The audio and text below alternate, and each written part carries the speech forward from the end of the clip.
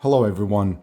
In this video I would like to do a correction in my previous video when I was mounting my new fan on my old PC. Now one of the viewers made a correct observation that I had actually incorrectly mounted my Intel backplate for the fan. So the way that I had set it up was like you're seeing it right now, like so, which was actually incorrect. I also reached out to Noctua, showed them that video, and they suggested me that it would be better to distribute the load to put the plate in the correct orientation. So not like so, like so. So if you are like me putting on an Intel backplate, just make sure that the caution word is going to be against the motherboard. So this is the correct way to put it. So this is the first point, right? So like that.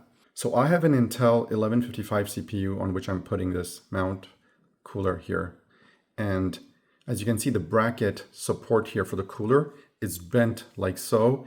And the setting should be here on 1 for the Intel CPU.